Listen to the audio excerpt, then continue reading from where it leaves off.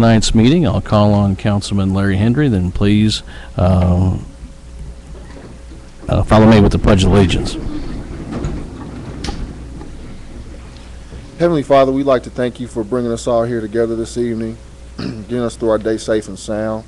We'd like to ask you to continue to bestow your blessings upon us, our city, families, and loved ones. Also continue to watch over our servicemen and women here locally and abroad. We also would want to give a special prayer to those affected in the tragedy in Washington, D.C. today. In your name we pray. Amen. Allegiance to the flag of the United States of America and to the republic for which it stands, one nation, under God, indivisible, with liberty and justice for all. Welcome to City Hall. This is our regular meeting of September 16th and also a special hearing tonight on our conference center. I would ask the clerk to have roll, please. Branch. Here. Bray. Here. Carroll. Here. Graham. Here. Henry. Here. Hussey. Here. Mahalovich. Here. Prather. Here. Schulte. Here. Scrivener. Here. All righty. Next on the agenda, if we could have Miss Katie Winkler come forward, please. Katie, welcome. Hello. As you guys may know, from time to time, we do have proclamations, and whereas it is the privilege and the duty of the American people to celebrate the 226th anniversary of the drafting of our Constitution of the United States of America with appropriate ceremonies and activities. And whereas Public Law 915 guarantees the issuing of a proclamation each year by the President of the United States, designing September 17th through the 23rd as Constitution Week. Now, therefore, I, Eric J. Strumpf, Mayor of the City of Jefferson and the City of Missouri, do hereby proclaim this week as Constitution Week. Thank you. Thank you. Could you tell us why you're here tonight in particular? Sure. I am chairman of the Constitution Week Committee for the Jane Randolph Jefferson chapter of the Daughters of the American Revolution. So as part of our committee and part of our group, we like to promote the Constitution and what it means to the citizens of the United States. Great. Well, thank you. You can come up and get your proclamation for this year. No, by all means. Here you go. Here, I'll try some. Make me look short.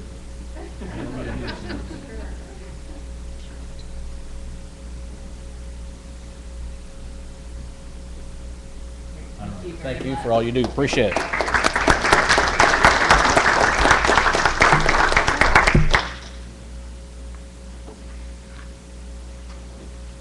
All right, and next on deck, we have our public hearings here under number 4, and for that, I will call on our assistant counselor, Jeremy Comer. Yes, sir. Tonight begins phase 1 of the public comments on the conference center. Tonight, the comments are to be focused on the desirability of one proposal over the other, including location, facilities the public would like to have in a conference center, amount of subsidy, if any, which should be provided to the conference center beyond the $9 million offered in the RFP, and the desirability of providing city finance parking at either location. Tonight, the comments are to be limited to 3 minutes each for a total of 45 minutes. That's given the nature of the other things on the agenda. However, there will be other public hearings on September 19th and September 23rd. And I think they'll be keeping the clock, and whenever you want to start based on the list that the clerk has. All right. Thank you, Jeremy. First on our agenda tonight, it's an honor to welcome former Mayor John Landwehr back to our chambers. John, welcome. And also, we would also want to welcome former First Lady. But I think once a First Lady, always a First Lady, kind of like a mayor, right? I think that's right. That's right. John, welcome. Thank you. I'm going to go fast, and I'm even going to read a little bit because 3 minutes is not very long. But I've given Phyllis copies of my remarks if you want to review them later, and I hope you do. First of all, thank you for your service. You're spending a lot of time and effort on this project because it's probably the biggest decision you'll make as a city council and as a mayor. Be patient. If it was easy, it would have happened a long time ago. It's important to remember the evolution of the project. It's not something you started last year with a blank slate.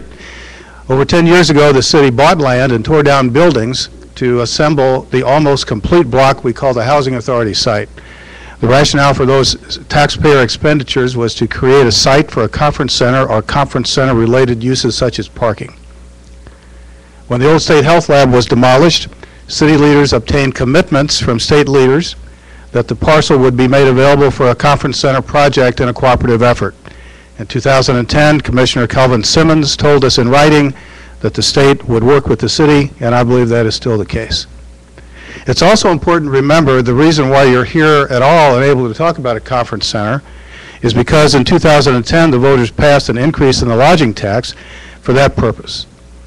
Passing a tax is not easy, and this measure was approved by a 12% margin. So if someone suggests that the community does not support a conference center, they're just wrong.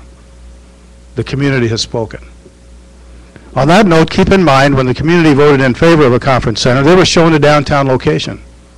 In my opinion, the tax would not have passed if there had not been a location indicated or if the location was other than downtown. So as you think about location, you have this long history of what your predecessors have done to move the project forward, and you are aware of what the community has told you at the polls. But you've also done your own homework. The downtown location was one of the two sites you appropriately listed as preferred at the time of the RFP. Drury Hotels, perhaps the most knowledgeable developer who has looked at the project, told you in their May 31st letter that the downtown site was, in their opinion, quote, the most viable option. More recently, in the course of the updated market study, the downtown site was preferred by meeting planners almost 2-to-1. And your independent consultant has reaffirmed that a downtown location, I think the words he used, correct me if I'm wrong, was best for the long-term benefit of the city. All of this should come as no surprise. You don't have to be a consultant or a meeting planner to know that the one thing Jefferson City has that other cities do not have is a Capitol building and all the jobs and energy that come along with it. To be successful, our one conference center should plug into that energy directly and not remotely. My message to you is don't ignore the data and don't do something that's easy and quick and call it a success. Work hard on the preferred location. If it won't work now, look for ways to make it work in the future. Don't spend $9 million of taxpayer money on a secondary location just because it's easier and faster. And for goodness sakes, don't build something that is about the same as what we have now, or maybe just a little bigger. That would be a waste of taxpayer money and unfairly compete with existing venues. Finally, I am concerned at times that it seems that the two challenges with the downtown location, namely parking and site acquisition, are depicted as the developer's challenges. In fact, they are your challenges. No developer is going to absorb the cost of the parking structure. And no developer can be expected to negotiate with the Office of Administration without your participation and leadership. The good news is that you have money in your parking fund that can be used for no other purpose. Leverage those funds. And the state of Missouri is a willing partner. The state itself will derive significant savings by having a conference center adjacent to the Capitol complex. Accept the state's invitation to work on this together. It will not be easy, but you can make it happen. Maybe not right away, but gradually these challenges can be overcome, and we can have a right-sized conference center at the right location where it will truly invigorate and energize our city. Thanks for your time and thanks for your hard work. John, thank you for all you've done in the past. Appreciate it a great deal. Let's give John a round of applause. As everyone knows, being mayor for 8 years and getting us to this point, we're very proud of that work. Next we have Mr. Glenn Costales. Glenn, welcome back. Yes, sir. So tonight we're just listening to the constituents and their whatever. We're just listening tonight, right? Correct. Okay. All right. And actually, not only are we listening, but also the developers, which we have some developers here, all our developers here. I know I see the farmer group in the back. And also, our facilitator, I understand, will be getting a copy of this also, too. I think Mr. Prope Oh, I'm is over sorry. there, too. There's Mr. Propes behind Chief. Hey, Trey. Glenn, it's all yours, sir. Good evening, Glenn Costales, 1904 Veith. During the city's recent Meadows by the Club annexation attempt, the city's mantra, used by some of you, was to level the playing field.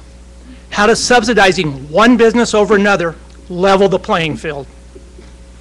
During these forums, you will probably hear evidence shows or research shows from some individuals.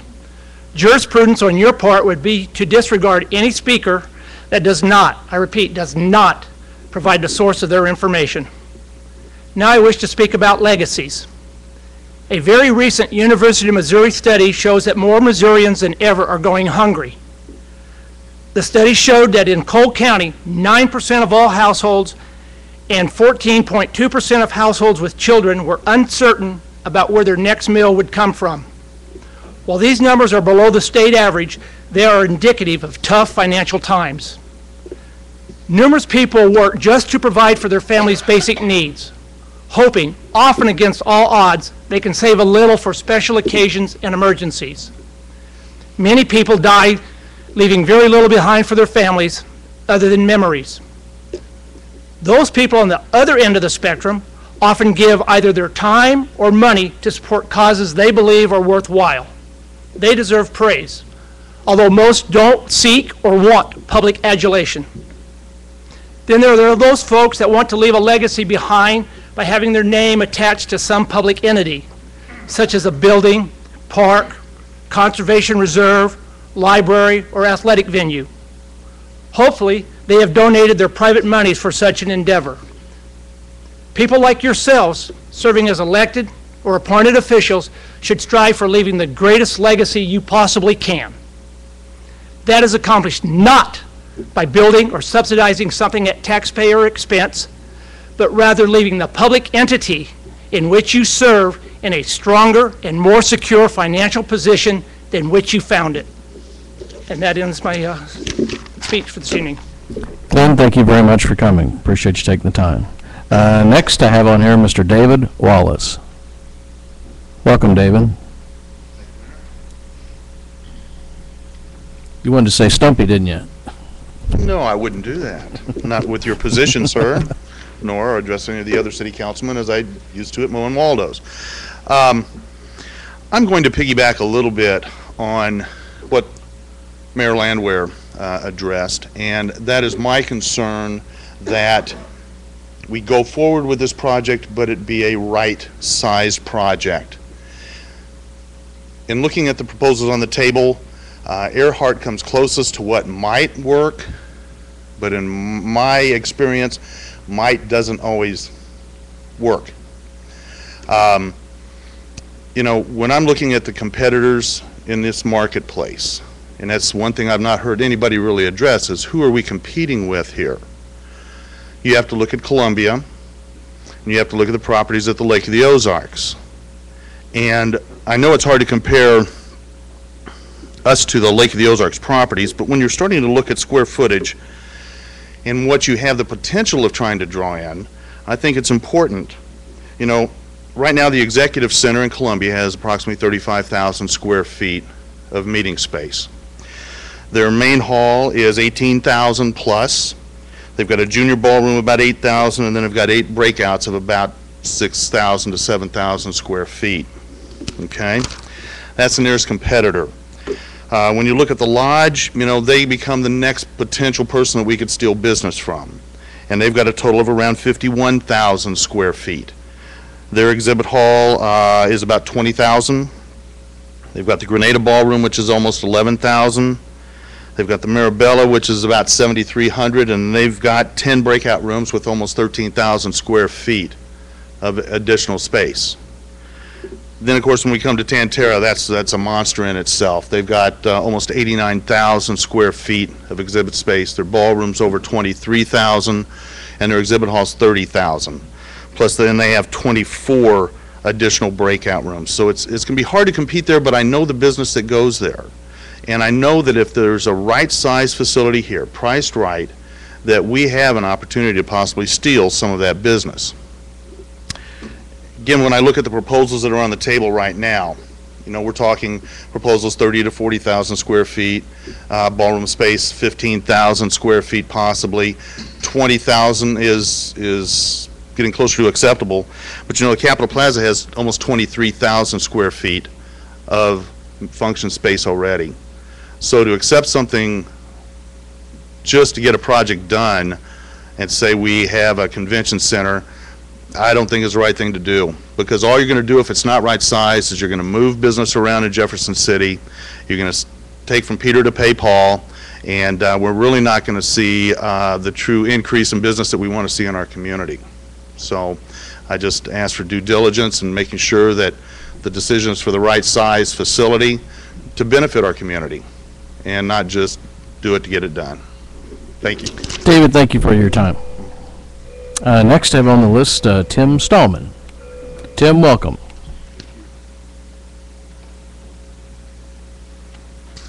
My name's Tim Stallman. I live at 2204 Melody Drive. I would like to make 3 quick points about the convention center.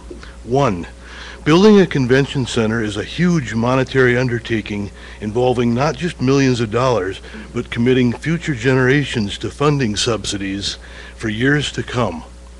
2, this center will cause existing hotels to lose business to the convention center, possibly putting them out of business.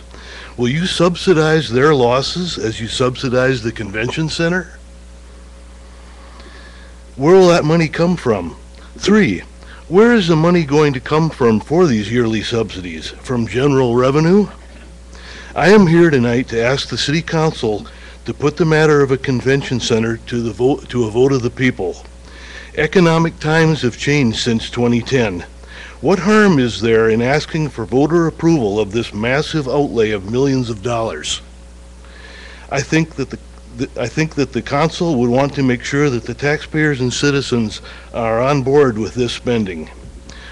Or is the council afraid that a vote on the convention center will lose by the same margin that the ill-fated transformation sales tax failed? The council seems more interested in the welfare of the downtown business community than in the interests of the taxpayers. Let's put this matter to a vote of the people. Thank you. Thank you, Mr. Stallman. Next I have Don Tribune. Is that correct? Got it right. How you doing, sir? Welcome back. Thanks for being here, Don. Thank you. I'm Don Trabue, 4710 Denise Drive. That's out in the vicinity of the mall. I like to shop at the mall. That is not the place for a convention center. The convention center should be located on the downtown property that I'm going to say is adjacent to the Capitol Plaza. It's within reasonable walking distance. If they build a convention center there, it's within reasonable walking distance of 3 other hotels that can help in any overflow. It's build a mall location. There's no hotels within reasonable walking distance. As an example, okay, the downtown location would offer you the opportunity to allow the developer to build a smaller hotel. They have hotels around that can take care of the overflow. This allows for more money to be spent on the convention center itself. That's not available at the mall. Thusly, the downtown center is within walking distance of many of our state offices. Having been a retired state employee and traveled to conferences in other locations, the state government could save considerable money by having a conference center within walking distance of many of its employees that would attend a conference center. Example of convenience is if there's 2 people travel together, they can be staying in a motel, conference center motel, or a motel in the general area. One of them starts feeling bad and needs to go back to the room. The other does not have to get up and say, I got to take you there because we've got to drive. They can walk reasonably to their hotel, whether it's an adjacent one or the one with the center.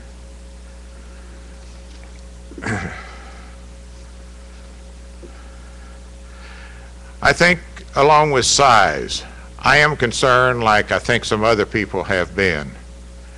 I think we need to design for the future beyond what we think we need right now. I'm saying design a conference center for 50, 60,000 square feet.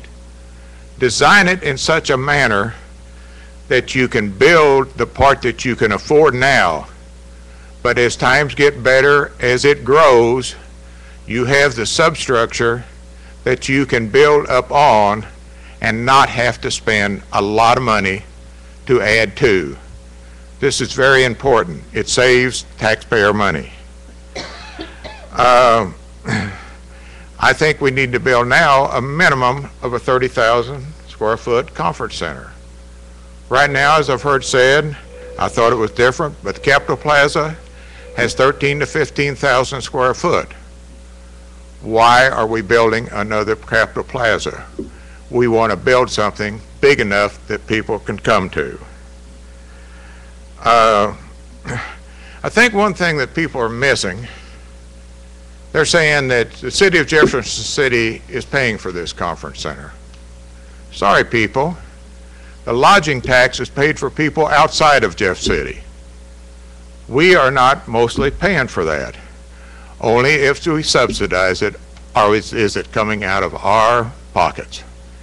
It's coming out of the people that need a place to go to, a place large enough they can meet.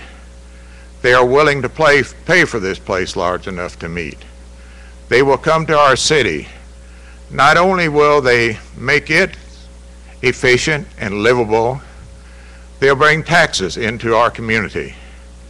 This would offset any subsidy that the city might have to provide. You bring the taxes in, the businesses flourish. Will it hurt other hotels? No. Not especially if you go at the downtown location that allows them to make their hotel smaller. Parking. Parking is an issue. It's an issue at both locations. Do I like for the city to subsidize parking? No. But on the other hand, we have a fund for a parking garage. That fund could be partially used to build a parking garage in the general location. It could be rented out and used to help parking in the downtown area. At the mall, I'm sorry, we don't need to subsidize the parking because it's only going to help one facility. It is not going to help the city as a whole. Another way on the parking, very reasonable way, is the general area is lower than Highway 50. That's kind of a datum that you look at and say, hey, it's pleasing to have everything above your street that you're adjacent to. Go into that area and go 1 or 2 levels below 50, build a parking garage under the whole lot. Build the conference center up on this. Build the hotel up on it. Your parking is there. It's reasonably priced if it's built and spread out to where you can get into.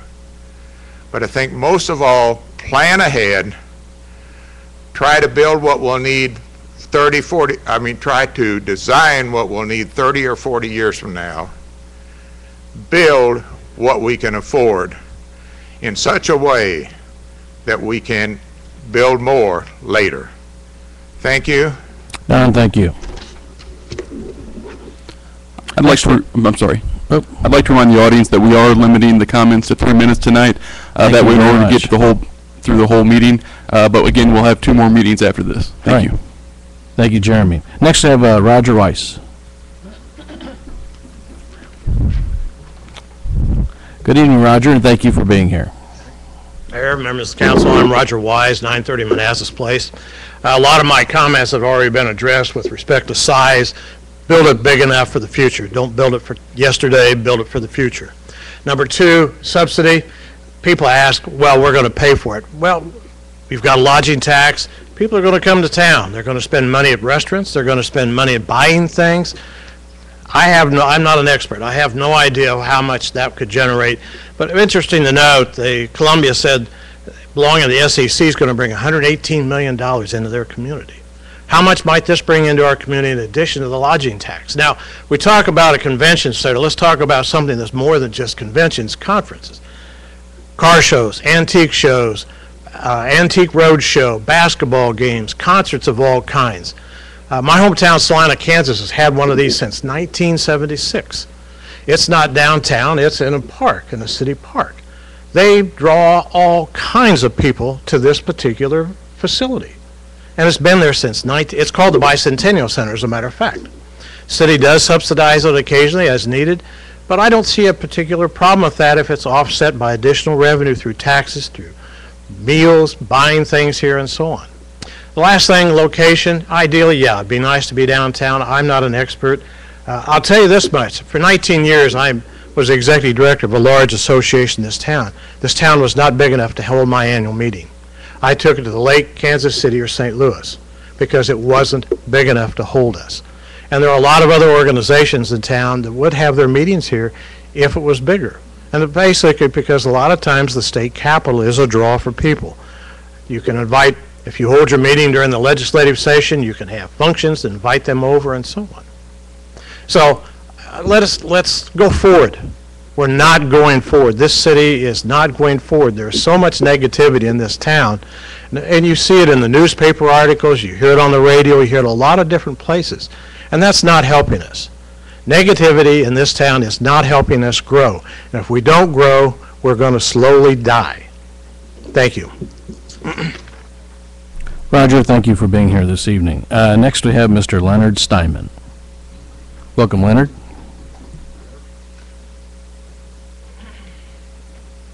Leonard Steinman, 110 North Lincoln.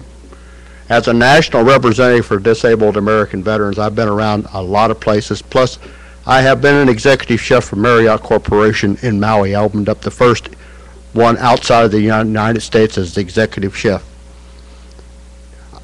Now, I know what size means and I know what location means. If you have the wrong location, you just might as well just throw it out the door, because location, location, location is the main thing you learn in business. McCarty Street location is the best place to go because you got 5 major hotels there. A lot of people don't like staying in the convention center hotels because they're a little bit more expensive, and they go to the other ones. I know this by experience. We just come back from Orlando. We've been to Denver. We've been to Las Vegas as a national representative. If you want to build it big. If you don't want to build it small. But don't take it out to a Capitol Mall where they have outdoor car lots twice a year, maybe once a year. I don't know how many times they do it. It just irritates me when they fly all them balloons around. I don't want to buy their cars. But parking is a situation down there on McCarty Street. I've looked at it many times. Plaza Hotel has problems, and we have a state convention there every year. And this year we had a flood problem. They put parking garages under the ground in a place that's a floodplain. We have to build that up 4 feet higher than what the 100-year flood should be in order to start parking. Let's do 3 tiers of parking and put parking meters in those parking spaces, and if the people are there for the convention, you give them a tag just like you do in the parking garage. That way our trolley system, we have a trolley system. It's a pretty good trolley system in Jefferson City. It works really good. And our downtown and our state offices and our museums are the best there is kept.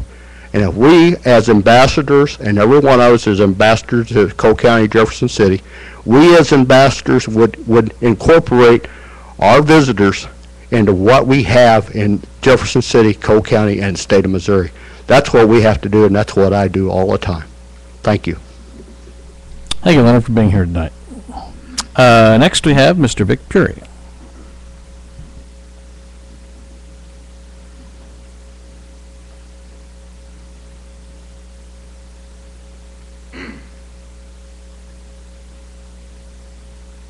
Welcome, Vic. Thank you. I'll try to keep this short and to the point and try to stay on task. My name is Vic Puri. I'm the Executive Vice President and General Counsel for the Puri Group of Enterprises. We own 535 rooms in Jefferson City. So you could say the person that would benefit the most from the situation would be myself. However, addressing the proposals that have been on the table, I suggest that not a proposal makes the mark. A lot of people in this council have said that if it's not the right size, if it's not what we've wanted in an RFP, then we would not accept it. And now we're looking for reasons to accept what's on the table. I kind of say, like my grandfather did, if the fish isn't big enough, throw it back in the lake, son. You don't want it. So I'd encourage you guys to do the same thing. The other thing that I would look at here also is the subsidy situation. I think a lot of people have made a very good point in this, that you're basically, based upon the statistics that have come out in the most recent report, there's a minimum of a $300,000 loss that's going to come down on this conference center for a minimum of the first 10 years. You just agreed, if we do a subsidy, to subsidize $3 million on this project, aside from the $9 million that you're going to be giving for it. Now, you know, everybody says that the Capitol Plaza or the downtown side, etc. Look, if you want to do it for the future, the downtown isn't going to cut it because there's no room for expansion for you. Unfortunately, I do agree that the Capitol Plaza is the Capitol Mall is too far out, and it's probably not a good choice for us to do this situation. But I think we have great responsibility as members that have been tasked with the responsibility of spending the taxpayers' money, hard-earned money, that has been collected, to spend it in a very wise manner. Not to spend it just because we don't have anything better on the table. We can wait. We were always told, at least my grandfather always told me, he said, Vic, waiting for the fruit to ripen and plucking it when it's just right will make it that much sweeter. Don't do it for the sake of just doing it, or it's there and it's the only thing that's within reach. Sometimes to get what you want, you have to work harder. It's kind of like diving for pearls. You can see them from the upper part of the ocean. When you're in a boat, you look down, you see the clams, you see them. But to get to the pearls, you have to dive deep, and you have to work hard to get them. That's the same thing here that you guys have. So I encourage you to look everything through economically and say, is this what we wanted? A lot of you said no subsidy, and that's a red line. Well, now's your opportunity to hold to your red line. Now is the time for you guys to step forward and show to the community that it's not about just fulfilling something that we've wanted to fulfill. It's about wisely spending the money that they have entrusted you with.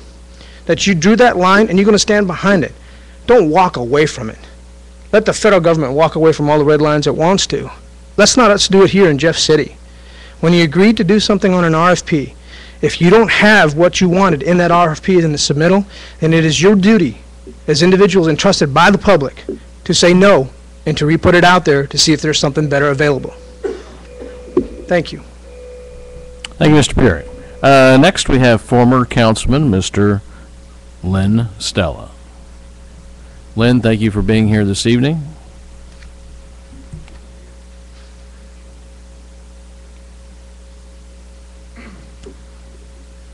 Leonard Stella, 345 Ladue Road, Jefferson City. I've listened to the proposals, and I've listened to former councilman with myself and one of our finest mayors make a good offer or a proposal for the downtown location. I hate to disagree with them, but that's what I'm going to do. I tried to look at both and also to look at it from the point of view of people coming here and pleasing them rather than what we think is good for us. Try to look at it from a customer's point of view. One of the reasons that I prefer the mall location, and this is going on the assumption these are the three locations that have been offered, and going also on the assumption that this proposal will pass. But looking at it in terms of entry and egress, and these are people who are going to come to town from all over the state for conventions if they're going to come here, that it would be a much easier venue if they would come to that mall location with much cheaper modifications.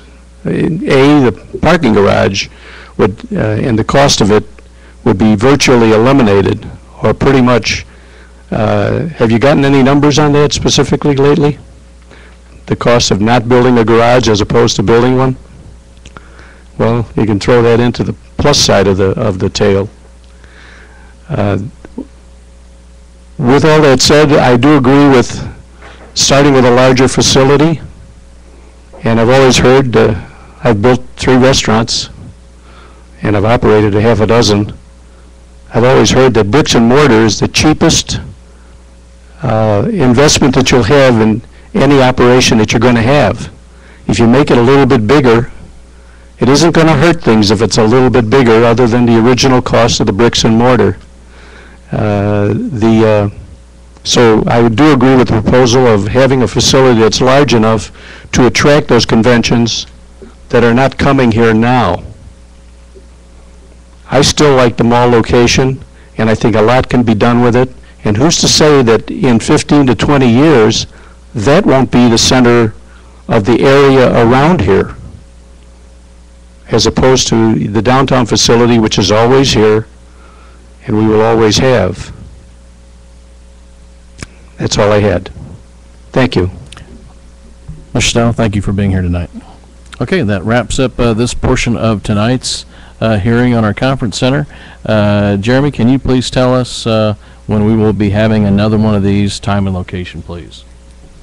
Yes, the second hearing will be September 19th at noon in City Hall, here at City Hall, and the third hearing will be September 23rd at 5:30 p.m., also at City Hall. All right. Jeremy, thank you. We'll be moving on to number 5, minutes and reports filed here at City Hall. Campo Technical Committee, the Environmental Quality Commission, and the Historic Preservation Commission all have been filed here. If you would like to join one of our boards or commissions, you can contact our HR Director, Gail Strope, or you can also go to our website, which is jeffcitymo.org. Next, we'll go into council committee reports, and first is the admin committee, which is chaired by Councilwoman Carrie Carroll. Carrie. Thank you. The administration committee will meet Wednesday, October 2nd at 8 a.m. across the hall. Thank you. Thank you, Carrie. Next, we have the finance committee, which is chaired by Mr. Sean Schulte.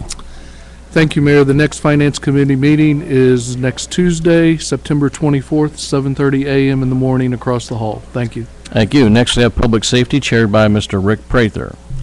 The next Public Safety meeting will be Thursday, October 3rd across the hall after the Brown Bagel. Thank you, Rick. Next, Public Works and Planning, chaired by Councilman Bob Scrivener. Bob.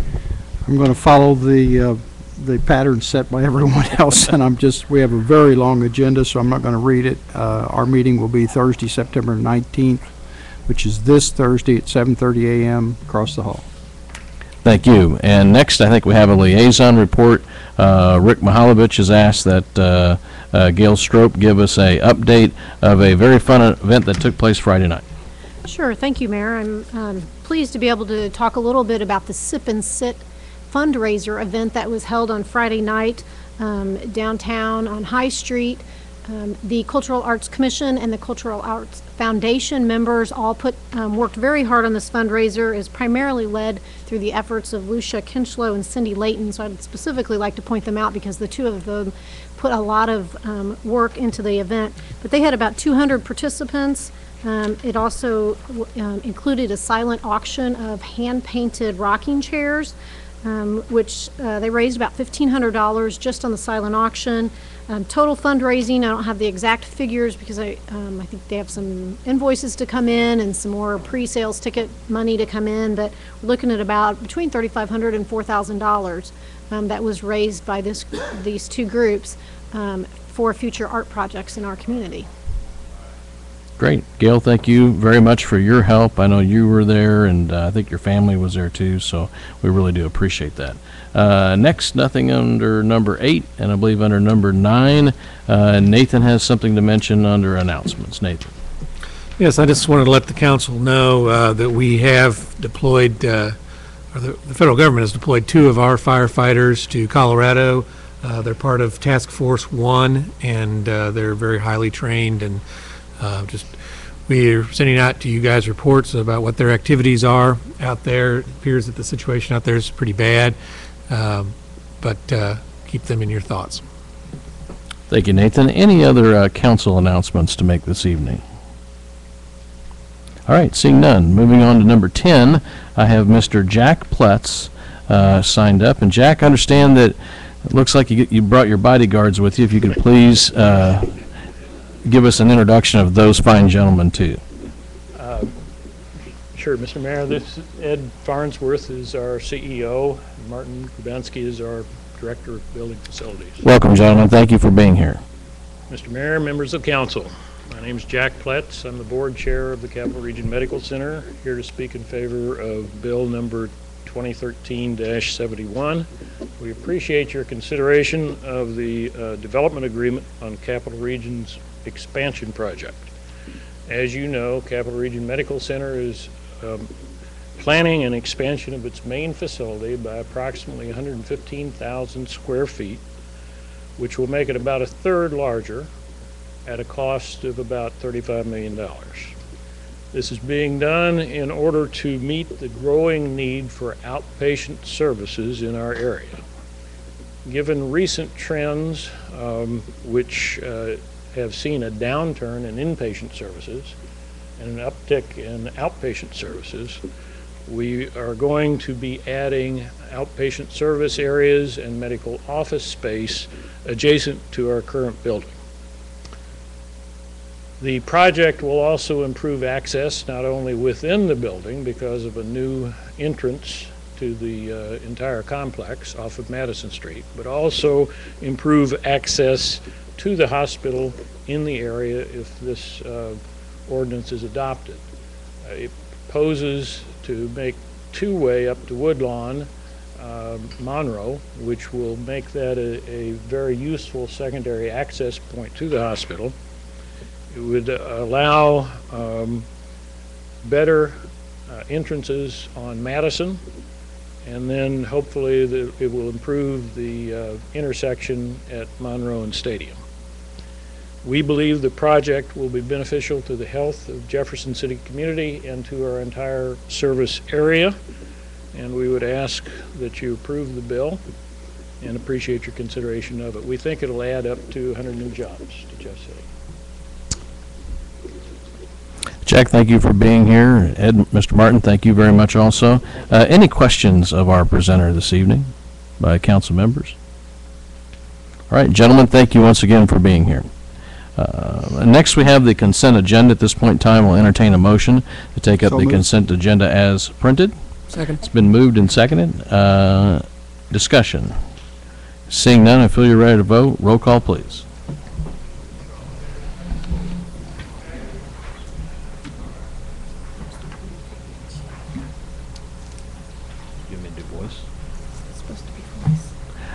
Actually, we're going to replay that, cut that JCTV. We're going to replay that, and we're going to go for a voice vote because it's easier to do.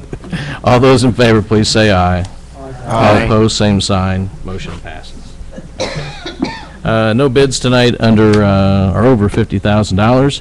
Bills introduced. We'll have first reading of Bill 2013-74, please. An ordinance of the City of Jefferson, Missouri authorizing the mayor and city clerk to execute an agreement with Aplex Incorporated for the Ash Street CDBG project.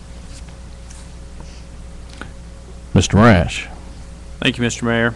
I'll also point out that this bill has a check mark by it, noting that a request for suspension of the rules.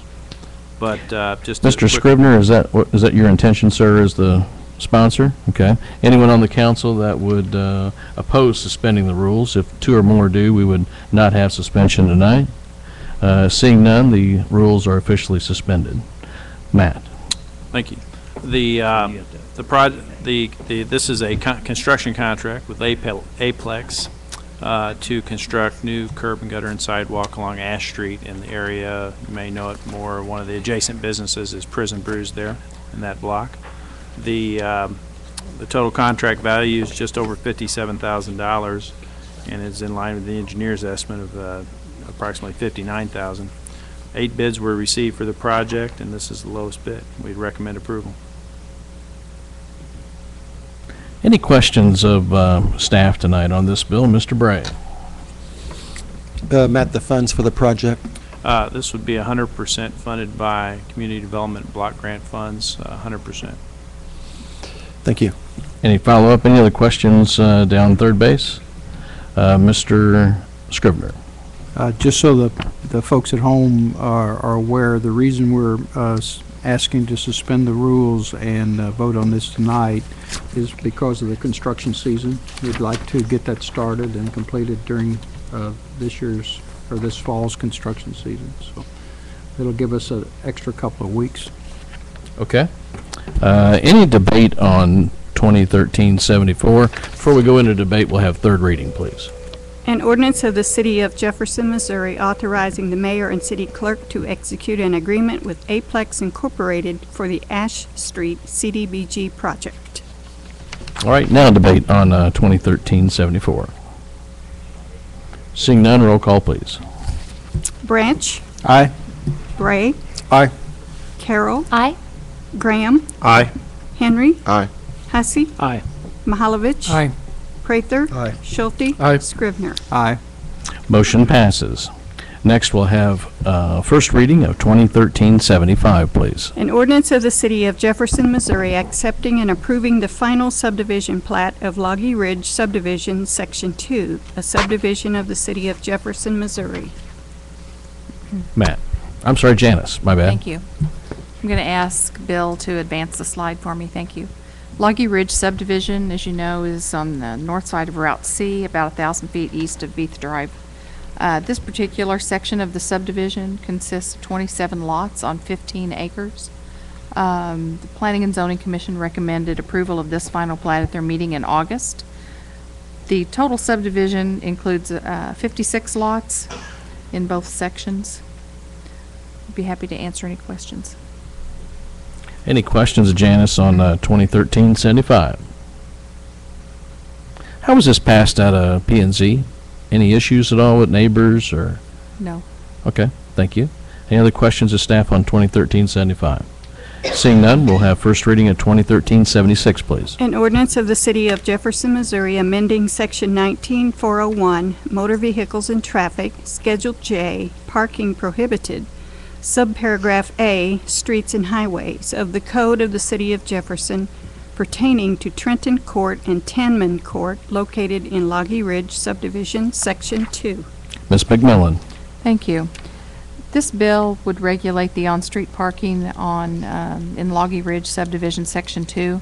Two streets are included in this section, Trenton Court and Tanman Court.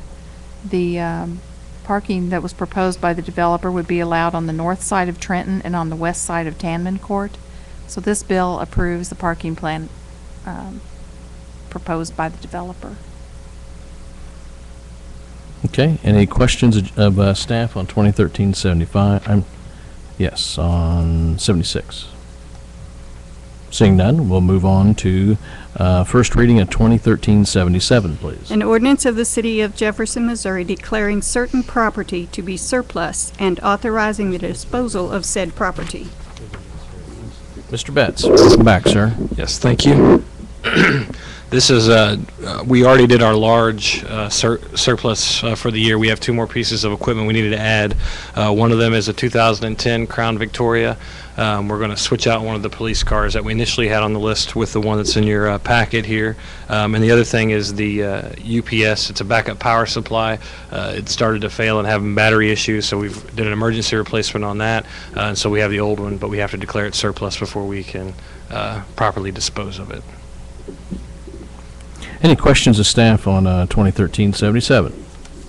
All right, seeing none, we'll have first reading of 2013-78. An ordinance of the City of Jefferson, Missouri authorizing the mayor and city clerk to execute an agreement with the Jefferson City Hangar Association Incorporated for a ground lease at Jefferson City Memorial Airport. Matt. Thank you, Mr. Mayor. As clerk indicated, this is a ground lease at the airport for a hangar that we term, I believe, the south hangar. It's close to the wastewater treatment plant, and if you want to look where it's at. But basically, it's a 20-year lease. It's been much discussed at the Public Works and Planning Committee level, and it starts out with $3,000 a year for the first 5 years, and then it has a 10% adjustment each 5-year period. And we'd recommend approval. Any questions on 2013-78 by the council to staff? Seeing none, we'll move on to bills pending. First one here is 2013-65. Third reading, please. An ordinance amending the code of the City of Jefferson, Missouri by amending the traffic schedules. Matt. Thank you again.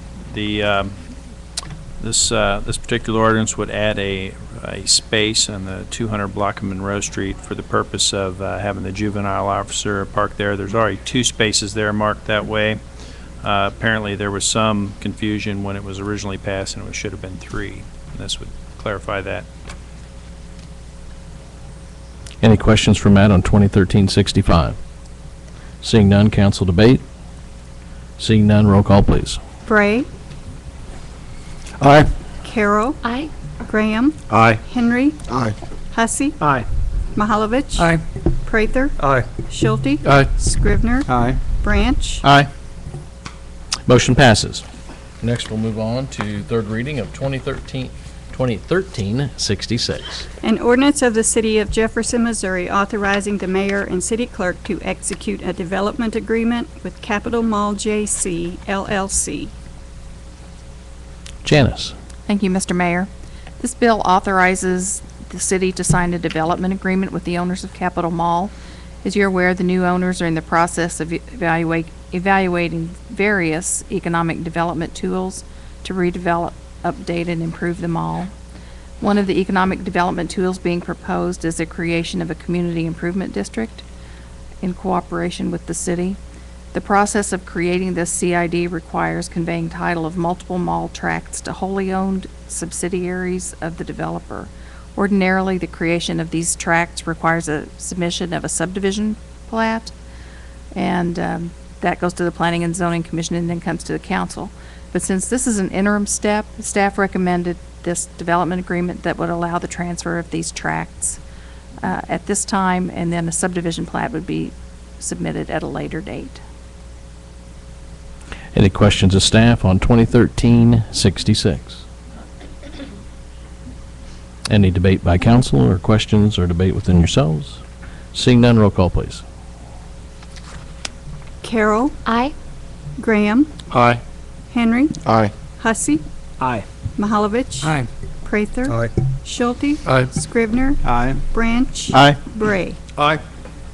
Motion passes. Next, we'll have third reading of 2013-68. An ordinance of the City of Jefferson, Missouri amending Section 19401, Motor Vehicles and Traffic, Schedule V, Disabled Parking Spaces of the Code of the City of Jefferson by the addition of a disabled parking space on a portion of the 800 block of Mulberry Street. Matt, please. Thank you, Mr. Mayor. As the clerk indicated, this would just add one ADA space on the 800 block of Mulberry Street.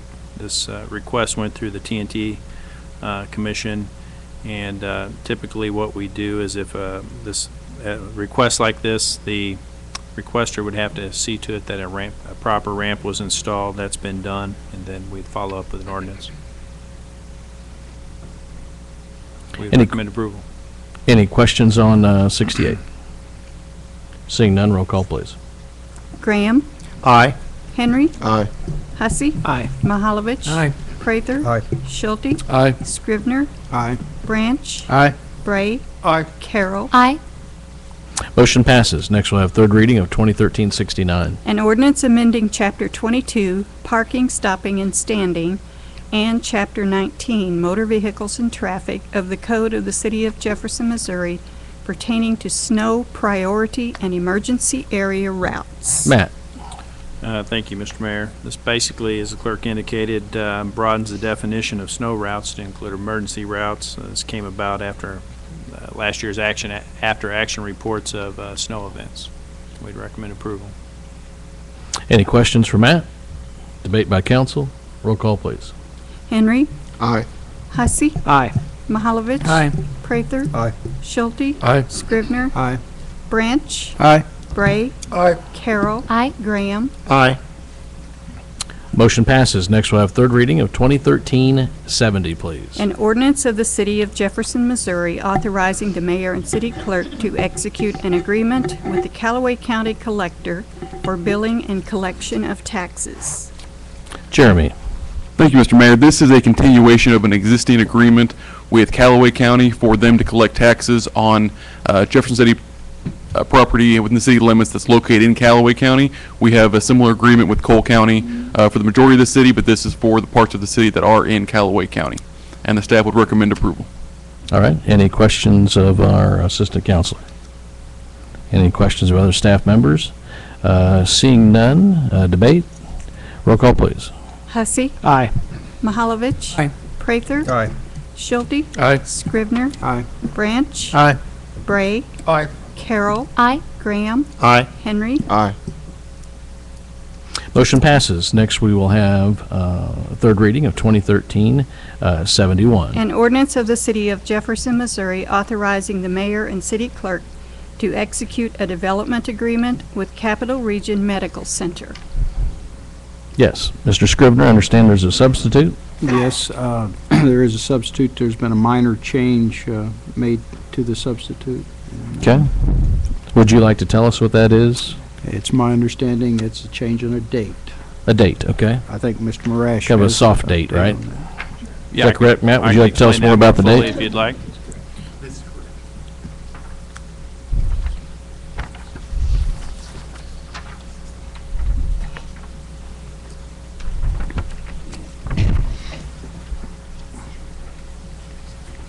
I guess at this point in time, we had third reading, correct? At this point in time, Bob, would you like to bring up the substitute to be approved? Yes, I'm sorry, sir. Yes, fine. I would My like to bad. offer this substitute bill, or substitute for bill number, let me find it, 2013-71. And I believe, according to Mr. Marash, and I'll let him expand on this, but I believe we've changed the date for when the project needs to or at least this portion of the project needs to be completed. Is that correct? It has to do with vacation of alleys in Woodlawn. Okay. And that's a motion, correct? To bring up the substitute, and then there's a second. Second. Was that you, Mr. Schulte? Thank you. Okay, we have a motion and a second on the floor to substitute 2013-71 as printed and handed out. Any discussion on bringing up the substitute? Or approving the substitute, I should say. Seeing none, roll call, please. Except the substitute is a voice. Oh, I'm sorry. Voice is, substitute is also a voice. All in favor, say aye. Aye. All opposed, same sign. Motion passes. Now we'll be talking about 2013-71 as substituted. Matt. Thank you, Mr. Mayor. Basically, this is a development agreement between the city and Capital Region Hospital. Some of the obligations I'll briefly mention on each side, but as far as Capital Region goes, they would agree to construct approximately a $35 million expansion on their campus. They'd also provide right-of-way for the expanded Monroe Street and provide a few sanitary sewer upgrades in the area. The city's obligations, one of them is to vacate Woodlawn Street for a portion of it and some various alleys located within the campus. That was the object of the substitute. Right now, in the original agreement, it's had a hard date of October 31st, 2013, and talking with some of their representatives, that was probably not doable, and we now have a 30-day window when, upon notice, we would vacate those. So that seems to probably work well with the council agenda as well. The the main obligation, though, one of the main obligations is to actually construct a two-way street from Monroe Street from Woodlawn to Stadium. This is actually part of our larger Stadium Jefferson interchange project. And then there's some other minor things, such as provide some evaporation credits and allow some accesses onto Madison Street as well. Any other questions on 2013-71? Carrie. Thank you. And Matt, I'm sure the Capital Region has seen the change in the date and everything on the substitute, and they're okay with all that change. Is that correct? I did talk to them before the meeting. I believe they're okay. They're still here. Great. Okay. They haven't left. Thank you. All right. Thank you, Carrie. Any other questions of staff? Any debate on 2013-71? Seeing none, roll call, please. Mahalovich. Aye. Prather. Aye. Schulte. Aye. Scrivener. Aye. Branch. Aye. Bray. Aye. Carroll. Aye. Graham. Aye. Henry. Aye. Hussey. Aye. Motion passes, and congratulations, gentlemen, and especially thank you for reinvesting in our community. It means a great, great deal to all of us. Thank you very, very much. Next, we have 2013-72, third reading, please. An ordinance of the City of Jefferson, Missouri, amending Section 19401, Motor Vehicles and Traffic, Schedule O, Parking Time Limit Zones, Subparagraph E, Time Zone E of the Code of the City of Jefferson by modifying a portion of East High Street. Matt. Thank you. As the clerk indicated, this would modify a portion of High Streets, on the 500 block of High Streets, parking restriction from 2 to 4 hours, requested by a resident of the area. Went through the T&T committee, and they recommended this change. You have to answer any questions. Any questions of Matt on 72? Any debate on 72? Roll call, please. Prather. Aye. Schulte. Aye. Scrivener. Aye. Branch. Aye. Bray. Aye. Carroll. Aye. Graham. Aye. Henry. Aye. Hussey. Aye. Mahalovich. Aye. Motion passes. Next, we'll have third reading of 2013-73. An ordinance amending Section 19401, Motor Vehicles and Traffic, Schedule O, Parking Time Limit Zones of the Code of the City of Jefferson pertaining to parking on a portion of Madison Street. Matt. Thank you, Mr. Mayor. As the clerk indicated, this would modify the parking restrictions in the 200 block of Madison Street. It's one of the loading zones near Capitol Avenue, and Madison is currently signed as 30-minute spaces. It'd modify it to 90-minute spaces, similar to the rest of downtown, just to clear things up. There was originally a business located next to this, and that was why it got to be 30 minutes originally. That they're no longer there, and so we'd recommend changing this to 90-minute spaces. Any questions on 2013-73? Sean, did you have a question? I'm sorry. Any debate on 2013-73? Seeing none, roll call, please. Schulte. Aye. Scrivener. Aye. Branch. Aye. Bray. Aye. Carroll. Aye. Graham. Aye. Henry. Aye. Hussey. Aye. Mahalovich. Aye. Prather. Aye. Next, we have the informal calendar portion of our meeting, and the first bill is 2013-45. Mr. Scrivener, what say you? Mr. Mayor, the council has indicated to me that they prefer we leave it on the informal calendar, and so that's what I will do tonight. All right, thank you, sir. Next, we have 2013-46. Ms. Carroll. Unless Drew has indicated to you any more information, is there anything new? No, so then we'll leave it on the informal. Okay. Thank you. Thank you, Carrie. Next, we'll move into resolutions. At this point in time, we'll entertain a motion to approve Resolution 2013-24. So move.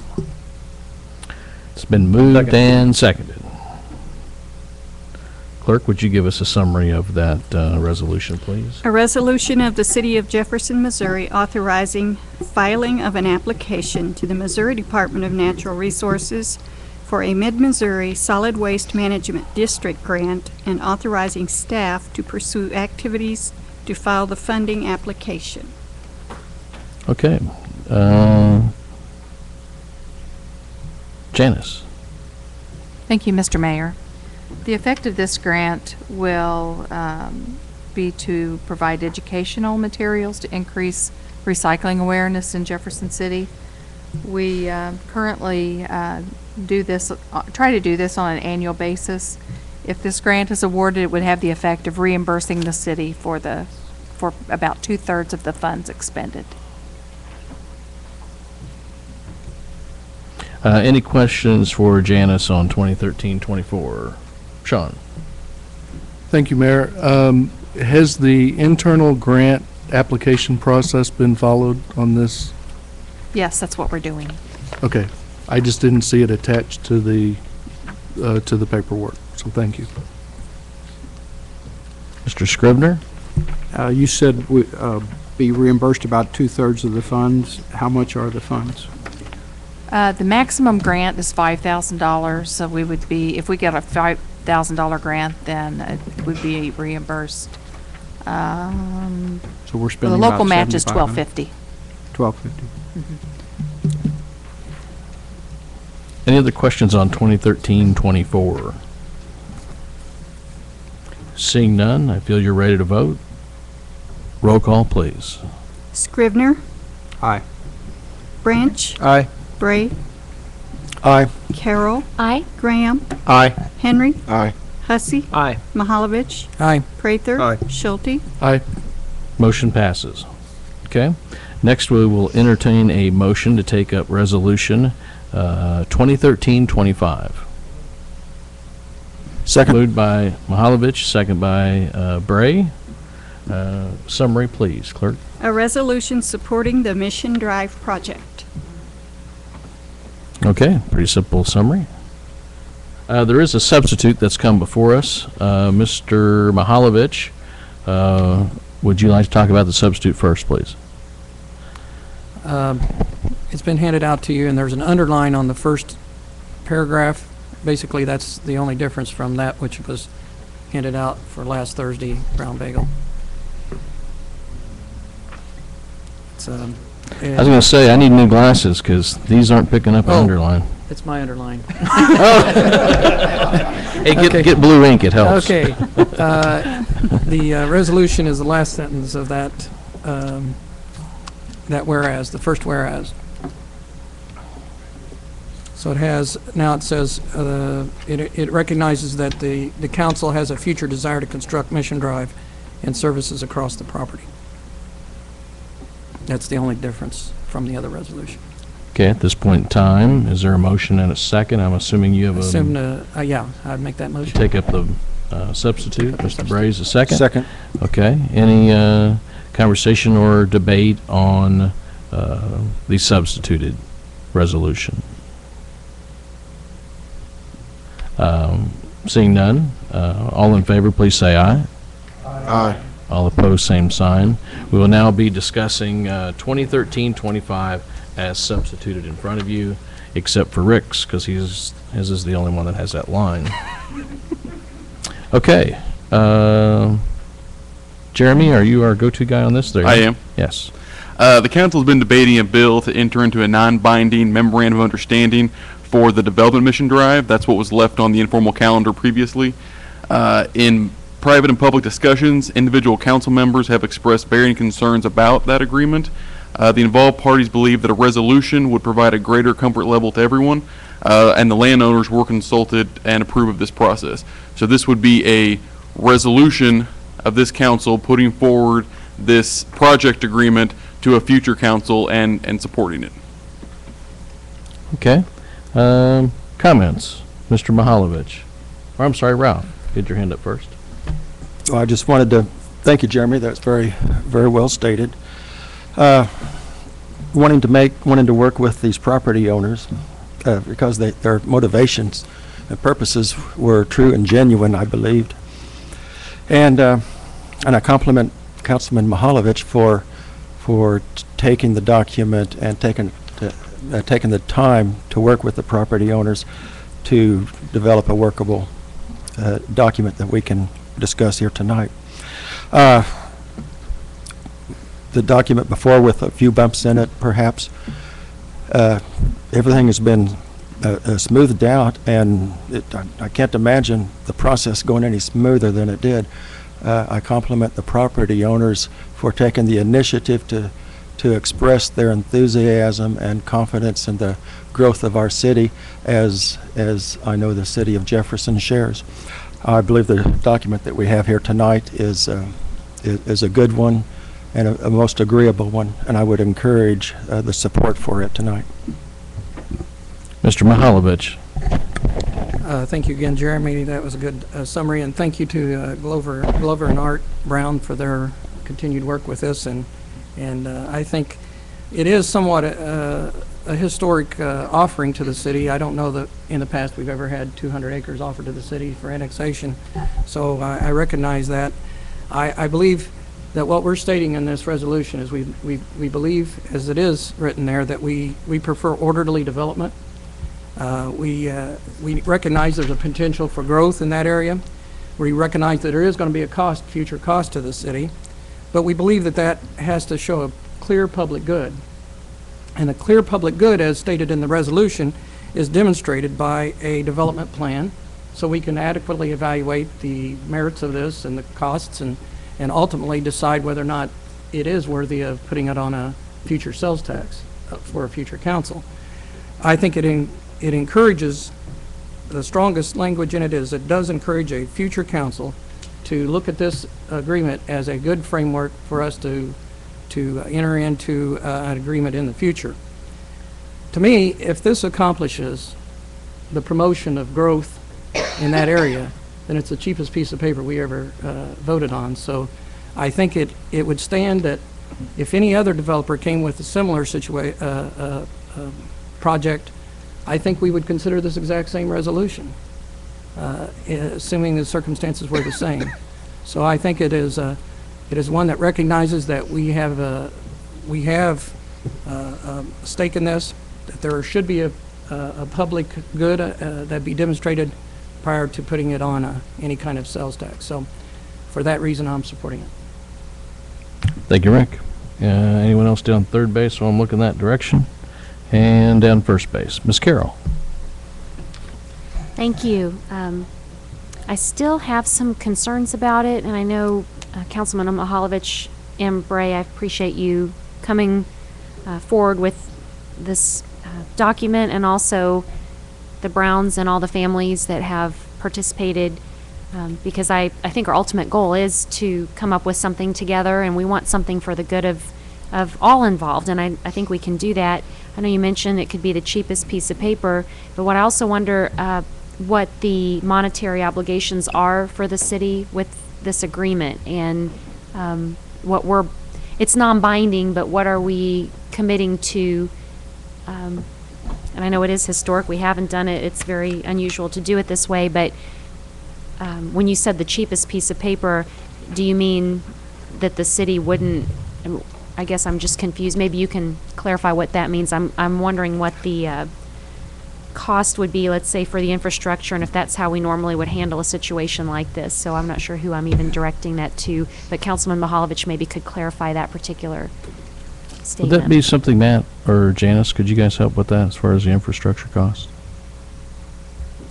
Hate to hit you cold, discussed but that, and I didn't bring the exact cost with me. I failed to do that. Do you recall? You can shoot from the hip. I think it was around $5 million for a roadway project, I seem to recall, just based on length and some of those issues, and then some additional funding for sanitary sewer extensions. And I'm kind of forgetting that. It seems like around $1 million, I want to say. Total about $6 million for both items. Okay. Mr. Bray. Thanks, Matt, by the way. Matt, on that $5 million figure, isn't that is part of that expected to be county?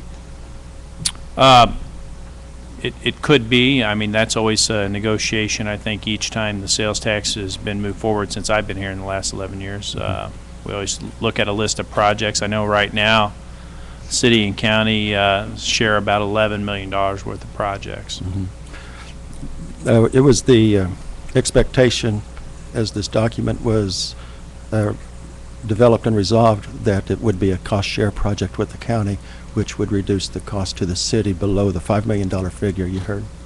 And I'm sure Councilman Mahalovich probably has a better explanation for you. Rick. Well, I think a cheap piece of paper in the sense that if it can spur development and a plan that we can evaluate the public good from it, then it is a cheap piece of paper. If we did nothing and nothing happened to that property, then, you know, we have not stepped forward and provided the developer some sort of inkling of our interest to develop that area of the city, which we've already telegraphed in multiple times. So if this piece of paper can spur growth and a development plan to which we can evaluate whether or not we're going to commit that money, then we can make that decision at a future council. We're not committed to anything. I'd like General Counsel to state what is it that we are committing to in terms of financially, should we pass this resolution? At this point, you're not committing yourselves to anything. This is a resolution in support of a non-binding memorandum of understanding. So this is the current council putting forward this agreement, saying that we support this agreement. It's not going to be, the agreement itself will not be signed as it had thought at one point. This is a resolution in support of the agreement so that the future council, when that time comes, can look and say, this council thought this was a good project and this is what we should look at now as a template going forward. So at this point, it does not commit the city to any financial obligation at all. Jeremy, I have a question. Could a future council tweak that said agreement? Absolutely. Okay. It can't bind the current council cannot bind a future council. Okay. So absolutely. I knew that was, I wanted to make sure the people at home knew Yes, that is correct. Carrie? I know you said we are not committing to anything, but this is our word. And to me, our word means something, even though it may not be legally bound or signed. It's just our word. So that's why I'm still not yet comfortable. But I want to make clear, even though I'm not quite here yet, that I really do want to see something happen, and I want to see the development orderly, and maybe this is the way to get there, but I'm not comfortable yet giving our word when we're still not sure. Even though this is the direction we might be going, it could change. There's so many factors yet to change, so that's just where I'm uncomfortable, is giving our word. Because in my opinion, our word means something. I'm sorry, Bob? I've got a lot of things to say about this, I guess. As I had fairly lengthy conversation today with Glover, Mr. Brown, probably all told nearly an hour. And I know he's had a number of conversations with many of you. I think I've sat in at least a couple, if not 3, meetings with the landowners that are subject to this resolution. So we've all spent a lot of time on this. There's been a lot of behind-the-scenes conversations and a lot of lobbying. I'd say a lot of pressure put on people. But I guess Carrie's kind of touched on part of my concerns. This is our word, in my mind. When we brought up the bill, and I'm going to talk about the bill as Exhibit A, but when we brought that up earlier and discussed it, part of the rationale that was put forth was, well, this really doesn't commit us to anything. It just shows good faith, so it's harmless. Let's go ahead and vote for it. And that's kind of the rationale that's being used on this resolution, that it basically doesn't commit us to anything, but it shows good faith.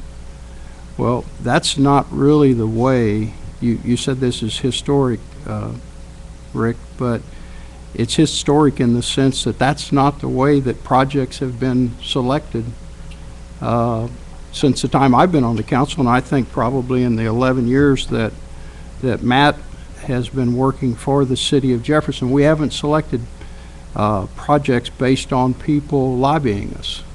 It's not the way we do things. It's not the way we've done it. It's not the way we've done it through the Public Works Department. We've done it based on the merit of the projects. And we've done it generally when the Public Works Department has brought us a list of projects, us as a council, first of all through the committee, but then ultimately to the council, and has said, we've evaluated these projects, they've been on the list for a long time, and we've chosen these projects, and we think these have the highest benefit and the highest cost value for the public. And based on their professional recommendation, that's how we've selected. We've selected from their list. And I still would like to see us continue to do it like that. We're talking about a project that, yes, it is on the city's list. It is something that we eventually do expect to do. But This resolution refers to Exhibit A. And Exhibit A is the bill that is stayed on the informal calendar. And the reason it stayed there is because there's not enough support on the council to pass Exhibit A. And yet the resolution refers to A and says, let's use A as the basis for an agreement in the future. It says that, and I'll read it. It says, whereas the city council sees the development of Mission Drive as a project to be included in sales tax G, so long as conditions of this agreement are met. There's nothing wishy-washy about that. That's a direct statement. The council, Exhibit A, says we will put that in sales tax G. Well, tell me, if we're committing to put that in sales tax G, what about all the other projects? Are we not going to evaluate those projects? It says down here, this in and of itself does not represent an enforceable legal contract, provides the terms the parties may enter into at a future date. Why are we going to trouble ourselves with entering into agreement that's not enforceable? It says that that all parties affirmatively state they have the power to execute this document and have the authority to carry out the obligations of this agreement and bind their property, their organization, and their heirs. It says in one place there's no place to that this is unenforceable, but in the next line it says that we can bind, or that they can bind their heirs. It says that the city shall include in sales tax G sufficient funds for the construction of Mission Drive as determined by the city engineering staff from the east edge of Tract A and through the west edge of Tract C. That sounds pretty direct to me. If we're going to pass a resolution that refers to Exhibit A, and this is Exhibit A, it says we're going to put the money in sales tax G. Okay? It includes a reference to the construction of Mission Drive. It says that the city will include a reference to the construction of Mission Drive in any promotional material for sales tax G that includes references to other specific products. So we're committing to promoting this in sales tax G. It does say we'll discuss with Cole County Commissioners a cost share plan for said construction. They haven't committed to this. In fact, I've talked to the commissioners about this. They have no intention to committing to this unless there is a plan for development out there. And that's been something that we've discussed many times outside this meeting. My contention that we don't commit the public's money on speculative products or projects. We don't go out and say, build it and they'll come. What we do is we take a plan that a developer has and we evaluate that plan and we say, what is the benefit to the taxpayer of this plan? As much as I like these gentlemen and as much as I personally like them, they do not have a plan and they have no intention of having a plan. They told me, Mr. Brown told me that today. We are not developers. We don't intend to have a plan. So, the county's going to require a plan. They're not going to cost share that road without a plan. There are other constraints to this. There's a piece of property on the east side between 179 and this subject property, subject to this resolution, that there's no road through it. Are we going to build a road through that one too? You can't get to this property without building a road through that property. Wildwood has still not been extended. So that means the other end of the projected Mission Drive has no outlet. It has no intersection with anything. Are we going to build a road to nowhere? So all I'm saying is that if this is a worthy project that needs to be done, it will make the cut someday in the future. And to say that it has to be done in sales tax G, let's just say that the county and the city agree to extend Wildwood in sales tax G. If you do Wildwood and this project, the two projects together will take every dime that we expect to generate through sales tax G. Are we going to not do anything except Wildwood and Mission Drive? Edgewood Drive, I've heard the argument made that the city built Edgewood Drive. Do you know the history of what Edgewood Drive was? Edgewood Drive was basically an economic development project because the state in the 90s was talking about moving the Department of Revenue from Jefferson City to Columbia. And the chamber went out and purchased the farm that is now all of those businesses and state office buildings where Edgewood Drive is. And in an effort to keep those office buildings from being relocated out of this community, that basically that project came about. That's not the exact genesis of it or even the detail of it, how it happened, but in general, that's what ended up happening. It was a response to a concern that the state was going to move office buildings out of this community. So, I mean, I could go on, and maybe some of you say I've already gone on and on, but I do not understand where the urgency is in doing this resolution. I may be the only one sitting here that's not going to vote for it, but I think there are plenty of reasons not to vote for it. I think it puts the council in a bad light. I think it's maybe great politics, but it's terrible policy.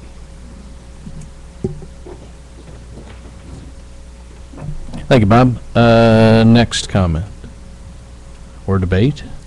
Rick? Rick Mahalovich, sorry, we have a couple Ricks. We don't really need another Rick right now. Two's enough. I just don't, I don't see it the way you see it. You said we don't select projects this way. The city's already selected this project and has already telegraphed its punch. I listened to other councilmen and lady, and I specifically heard, well, they got to show a public good. Well, I don't see that your word is compromised by anything you say in here. Do you believe in orderly development? I think I can say yes to that. Do you believe that it recognizes and acknowledges considerable potential for growth? I think we already played our hand on that.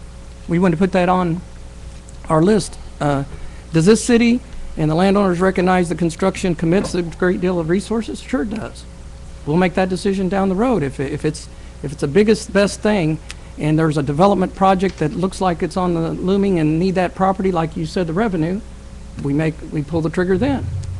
But what it's simply asking us for is line by line here, that we're entering in a non-binding agreement, and it's asking a future council to take this in consideration. I think you're putting too much weight on this agreement, because all it says about this agreement, this attachment, is that we're going to use it as a framework. And that's not committing us to any of the language per se in it.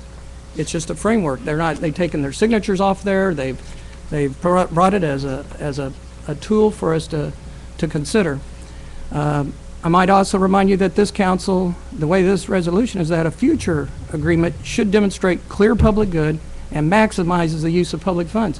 What you described to me, Councilman Scribner, I wouldn't vote for it today. I wouldn't put it on sales tax. We've already met that in the future. If it shows clear public good and maximizes public funds, that's when I'll vote for it. That's when I'll put it on sales tax, whatever. And then I think the last whereas on the first page is pretty significant. This city council believes that the public good would be best demonstrated by a development plan for the properties for a future, potential future developer that enables the future city council to evaluate the need for such development, the viability, and its return on investment to the community. I don't vote for anything that isn't a return on our investment. I don't see us committing to something down the road. I don't believe that we're actually going against our word, because I believe that's a true. And I would offer this resolution up, to the most part, to anybody else that came up with an offer that says, this piece of paper will help me go forward and find the good so that you can vote for it in the future. Because that's all it's saying to me. And I don't, maybe I'm not reading my own resolution and Councilman Bray's resolution well enough, but I think too much is being read into it. So. Councilman Bray, you had your hand up before Rick. Well, I cannot express myself better than Councilman Mahalovich did. But I will just remind you that the amendment is just an outline to begin talking in the future, if that conversation even ever takes place. What this resolution does today is shares the enthusiasm for the growth of the city. Okay. Anything else down third base? First base? I might respond Bob? by, Go ahead. as most resolutions do, they go through a series of whereases, and there was an awful lot of flowery language in here, some of it specific, but a lot of it just flower in my, but the important two are the last two. The last one says, whereas Exhibit A provides an excellent foundation for an agreement between the landowners and city council seated at the time for the next capital improvement sales tax is submitted to the voters. The next capital improvement sales tax. And then it says, now therefore, this city council encourages its future counterparts seated at the time the next capital improvement sales tax is submitted to the voters to enter into a project agreement substantially similar to Exhibit A for the good of the community. That's not nearly as vague as you just indicated by picking out a couple of the other whereases. That's pretty specific, I'd say, those last two. And that's the end. That now therefore, that's the basis, everything, the case that you make all the way through the resolution, that's the end of it. That's the point of it right there at the end. I'll read it again. Now therefore, this city council encourages its future counterparts seated at the time the next capital improvement sales tax is submitted to the voters to enter into a project agreement substantially similar to Exhibit A for the good of the community. Why would we be encouraging some future council to do anything? What is the benefit to the city of doing that? Rick Prather. You said one question, and I'm not sure who wants to answer this, but does this resolution commit this council or any future councils to anything? Jeremy? No. Thank you. Okay, next question. Sean? And I think we've kind of moved off of questions and into debate, or kind of questions and debate, so, as you were. But First, just let me say I appreciate the efforts of Councilman Bray and Councilman Mahalovich in presenting this resolution. It's not often that we have a blank canvas of 200 acres with which to work with, to look at planned development in the future. And I just see this document is allowing us the opportunity to participate in vision casting for the future development and growth of our community. And I think that's something that, quite frankly, we probably need to do on a more regular basis. Be looking down the road 5, 10, 15, 20 years and not what's happening next week.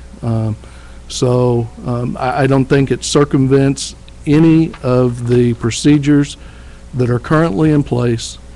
It simply is a tool to allow us to assist in casting a vision for the future growth of that area in our town.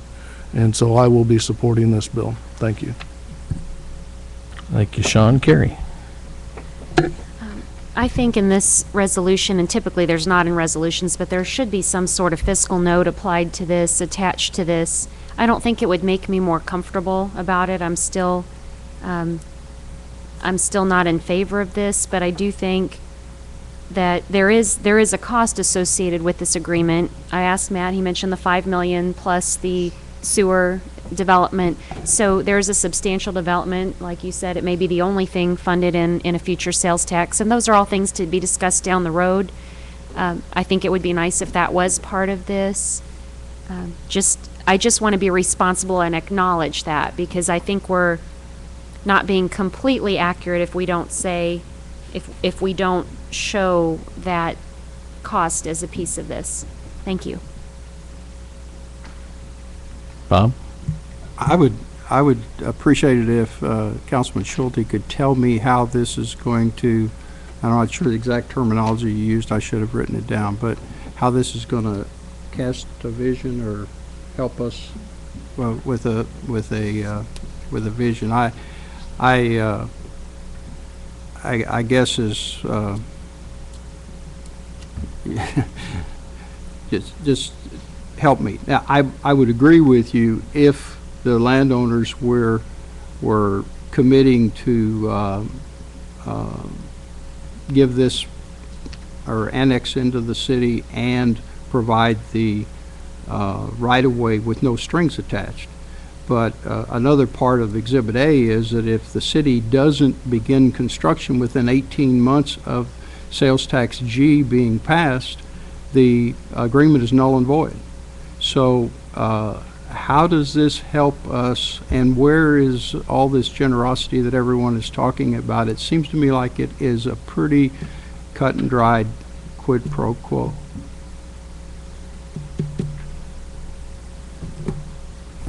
Okay, next over here, Mr. Hussey. Are you going to attempt to answer that? Respond to I'm that? sorry. You don't have to. I mean, it's a courtesy if you want to. You don't Sure. have to. Is that okay? What's that? May I respond? Yep. If either way. Thank you, Mayor. I use the word participate in vision casting. The owners of the property have a vision for this land. Is there an expense to the city? Sure there is.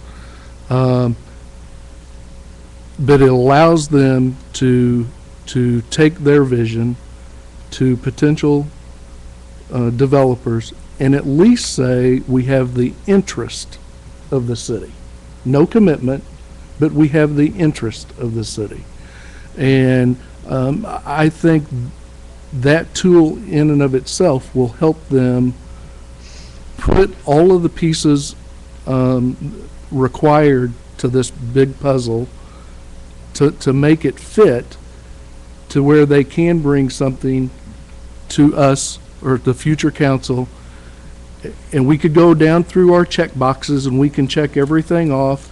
Does it meet our planning and zoning? Yes.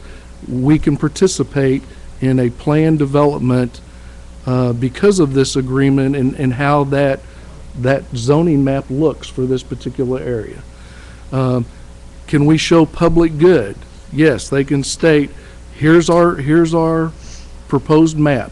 Here's where we're going to have retail. Here's where we're going to have future residents. Here's where we're going to have, all of the components of a planned development. And then then the council at the time can start putting pencil to paper and saying, okay, it looks like we can start to realize what the tax revenues are going to be based upon this plan that's put together. We're going to have so many retail shops here. We're going to have so many residents. And a plan can start to be put together that we can demonstrate, or the council at the time can demonstrate that, yes, this project is for the public good of the people. And this document only allows the owners to go out and say, Mr. Developer, the city is interested. Now, we've got to prove all of the criteria that's required of any project that goes in our city, but it gives them a piece of paper that they can say, at least the city is interested. Now, we have some obligations on our part.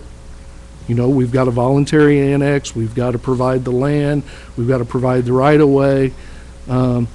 Is there a cost to the city? Yes, but it gives them a tool to use in their marketing of the property, and that's why I say it gives us an opportunity, this council, just to participate a little in that vision casting. Thank you. All right, thank you, Sean. Third base, Mr. Hussey. Thank you, Mr. Mayor. Listening to both sides, it's easy to agree with a lot of statements that have been said tonight. I think a lot of emphasis gets put on Exhibit A as the specific agreement that's going to be entered into. And I guess when I read the resolution, I read it as saying that Exhibit A is a template and a foundation to say if we enter into an agreement at some point, it needs to include these types of things, and these would be the things that would be included: the back and forth, the obligation, the identification of where the road would go. But I can certainly see Councilman Scrivener's point about, are we obligating ourselves to some certain things, or providing the appearance of obligation, I guess, is what one could read. I guess I would ask, the council in general, if we did not reference Exhibit A, if the resolution just went forth without that part to it, and just said that we are trying to demonstrate some good faith, we agree with a desire to annex that area, to develop that area, and if it comes forth with a good plan that obviously fulfills some of these, if that would be more palatable to some. I do have a little bit concerned about what happens if we walk down this path and a future council gets the plans from the developers and says no. And I know that we certainly could on a future council. I kind of wonder what sort of, are we trapping a future council into a decision, and will the pressure be there to say you have to vote yes because X, Y, and Z were met in our plan? One of the whereas clauses does say, but this city council desires to express its support for such an agreement. I don't even know if everybody here would be in agreement that this would be the agreement we would put ahead of other opportunities within capital improvement, the next capital improvement sales tax plan. There's a couple pieces that I'm a little bit on the fence about, a little bit concerned about. I share Bob's concern about the urgency. I know we've had it on the informal for a while. I know we've talked about it for a while. I guess I kind of wonder if we end up with a 5-5, 6-4 vote, does that quite send the message to the landowners that they're looking for when they start talking to developers? If it's a split council decision now, will it be a supportive council later on when it is time and they have the plan? I think that we all have to feel comfortable with an agreement, and obviously the landowners have to feel comfortable that they've got something with some backing to go to potential developers to put those plans together. And finally, I understand the vision casting. We get a chance to see those plans. We get a chance to influence. We get a chance to say, you know what, you're headed down that path, but we don't think that there's the support for it. But I do have some of the same concerns that Councilman Scrivener has about the appearance of maybe tying our hands on future capital improvement sales taxes, and calling for an agreement that's substantially similar. If the substantially similar clause is merely referencing, we think it's wise to enter into an agreement that looks structurally and format substantially similar or something like that, where it defines what we're giving and what we're taking, to me that's different than agreeing to an MOU that is substantially similar in content. And maybe, I think there's a distinction there, and I'm not quite sure if the distinction is clearly made in the resolution, or if that's where kind of some of the hang-up is at. I know some others want to speak, and I'm sure we're going to talk a little bit longer, so I'll conclude there for now. Jeremy, I have a question. If you can't answer this right now, that's fine. But let's just all fast forward 6 years from now, okay? If this is approved tonight, and if a council setting, hopefully still in these chambers, maybe remodeled by then, all the above, okay? More people in the audience. You guys are obviously still here, hopefully. But look at this document as our assistant counselor, and tell me what is in this document that is, one, binding, that, two, another council would be bound by forever and not be able to change. Or is this simply, this is what I'm seeing in this document, is a message from us saying that we want this development to be part of the city, and that we see this as obviously a very large economic boom within our city. Actually, the way I look at it, they may even find a developer for this well before sales tax G passes in the future. What do you say, Jeremy? You are correct. There is nothing in the resolution nor in the attachment to the resolution that binds this council or a future council to any particular obligation. This is a resolution which says this council supports this project and believes that the attachment, which is identified Exhibit A, should be used as a template by the future council to analyze the project. It does not bind this council or a future council to anything now or at a later date. Just saying this is a template, please look at this. It's a good way to start, right? Correct. Okay. Nathan? I have a follow-up question to that. Okay, let's walk down the road that the mayor was talking about, assuming that the council tonight passes the resolution, future council then signs Exhibit A or something substantially similar to Exhibit A. Where are we then? If Exhibit A was entered into as a contract, then it does put some obligations on both parties, but it is also, in its current form, it is still a non-binding memorandum of understanding. So if it were to be, if Exhibit A was to be passed in the future and approved exactly as is, it is still a non-binding memorandum of understanding. So then, if I may, so then some still future council would have to finally consummate the deal. That's correct. So there's really another agreement out there somewhere. Yes, it is not anticipated at this time that the Exhibit A would be presented as is as an agreement. It is to be a template to be used by future council if the circumstances are right.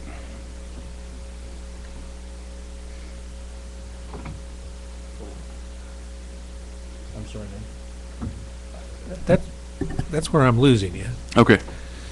The future council would use Exhibit A as a template for what? For a binding agreement or for a non-binding agreement? Because Exhibit A is very clearly a non-binding expression of intent in and of itself. Yes. So if the future council signed this, it would just say that they are saying that they have an intent to sometime in the future themselves sign another agreement. It would depend on at what point the issue became relevant. If it became relevant in the more near future, it would be similar to Exhibit A. If it was closer to the time when the project would be materialized, then it would most likely be a contract based on Exhibit A.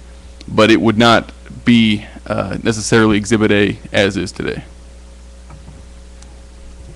I forgot who was next over here. Everybody get here to my right. Mr. Henry, I haven't heard from you yet. Larry. Well, I'm just kind of sitting back listening to everyone's comments, and based off of what our assistant counselor said at this point, this resolution is being dissected to me it's just being dissected way too much. I think it's a good resolution. As it's been stated, it doesn't bind us to anything. It doesn't bind a future council to anything. If we look at it down the road, if a future council looks at it down the road and says this is not the avenue we want to take, then we don't take it. A future council doesn't take it. Simple as that. But I clearly think that this is just being dissected way too much at this point. Thank you. Thank you, Mr. Henry. Bob. So are we saying, as I'm hearing people say, as I've heard people say many times as they've tried to lobby me to support this, it has no teeth. It has no enforcement. It's just a feel-good piece of paper. Is that what we're saying? That's the only reason we're doing it? Just for feel-good? Is that what this council's in that business of doing? Is passing resolutions for feel-good? I guess we do all the time, don't we? But I didn't think we did it on development projects. I thought we did feel-good resolutions for the Daughters of the American Revolution or for the National Take the Kids to the Office Day or something like that. Mr. Branch, haven't heard from you yet. Like to call the question. Second. Question's been called and seconded. There is no debate on calling for the question. All of those in favor for calling for the question, please say aye. Aye. Aye. All opposed, same sign. Motion carries. Now we will vote on the original motion, I'm sorry, as substituted, correct, Jeremy? Which is Resolution 2013-25 as substituted. Roll call, please. Branch, Aye. Bray, Aye. Carroll, No? Graham, Aye. Henry, Aye. Hussey, No. Mahalovich, Aye. Prather, Aye. Schulte, Aye. Scrivener, No. Motion passes. Okay, next we'll have presentations from the gallery on other topics. And I have signed up tonight Mr. Leonard Steinman. Leonard, please limit your remarks to 3 minutes, sir, and welcome back. I'll make it short and sweet. Leonard Steinman, 110 North Lincoln. Saturday the 21st at 11 a.m. at the National Cemetery, and we have one of the finest national cemeteries in the state of Missouri. We finally got the CBs together in the United States so we can put memorials in all of our national cemeteries. CBs were developed in World War II in March of 1942. It was the only way we could get the Army, the Air Corps, and the Marines onto the beaches. We were actually the first ones on the beaches in the development. Underwater construction team was the development of UDT and SEAL team. That's where they got their designation from. I would appreciate it if all 5 branches of the military and our distinguished councilman and mayor would come to this, because it's very important to a lot of people that actually lost more. We actually lost more CBs towards CBs in World War II than what they actually. The 32 battalions that was involved in World War II, we lost more men per battalion than any other branch of the service did, putting this operation together. And they were the outlay for the fuel, for the planes, and putting the Marines on the beaches as safely as they could. So at 11 o'clock the 21st at the National Cemetery, I would appreciate if everybody would just come and give their honor to a very small group. And if you didn't know, most of the CBs come from the Missouri area. There's more CBs that come out of Missouri than any other state in the United States. Thank you. Leonard, thank you, and thank you for your service to our country. It's very much appreciated. Next, council and staff discussion of presentation topics, number 18. Third base, first base, moving on. Any new business before the organization? I always want to say the club, should be of the city instead of the club. It's an old JC term, I guess. Third base, first base, any unfinished business? Miss Carroll. I have an announcement. I always forget announcements are in the middle. I want to wait till the end, so sorry. But I do want to say that the Missouri Recycling Association is meeting in Jefferson City today, tomorrow, and Wednesday, and they meet in different cities around the state, so we're glad to have them here. I got to welcome the group today, and Janice McMillan was there, and Lauren Hershey is really heading up the efforts to organize that event. And I wanted to say, too, that they are composting all of the food waste from that conference with the help of Lincoln University. And I think it's neat that Lincoln has that ability to do the composting, and it's an interesting form of recycling that we don't often think about. So I wanted to thank the university and our city for working with the Missouri Recycling Association conference. And I want to say a couple facts. Did you know every year each American throws out about 1,200 pounds of organic garbage that can be composted? And did you know a plastic bag takes over 400 years to break down? So think about that next time you don't recycle your plastic bag. So anyway, we're glad to have them in Jeff City, and tonight they're on a prison tour. So I think it's really cool that they actually do things. I mean, when these conferences come to our community, they get to see what we have to offer. So I'm excited to have them here. Thanks. Thank you, Carrie, and remind everyone to pick Carrie on the next trivia night. Okay, next we'll move into approval of closed session minutes of September 5th. Is there a motion and a second, please? Second. It's been moved and seconded. Discussion? Seeing none, is that roll call, clerk? Roll call, please. Branch. Aye. Bray. Aye. Carroll. Aye. Graham. Aye. Henry. Aye. Hussey. Aye. Mahalovich. Aye. Prather. Aye. Schulte. Aye. Scrivener. Aye. Motion passes. Next, under 22, pursuant to Section 610.021 of the revised statutes of Missouri, the council would at this point entertain a motion to go into closed session to deal with personnel, subsection 3. Is there a motion?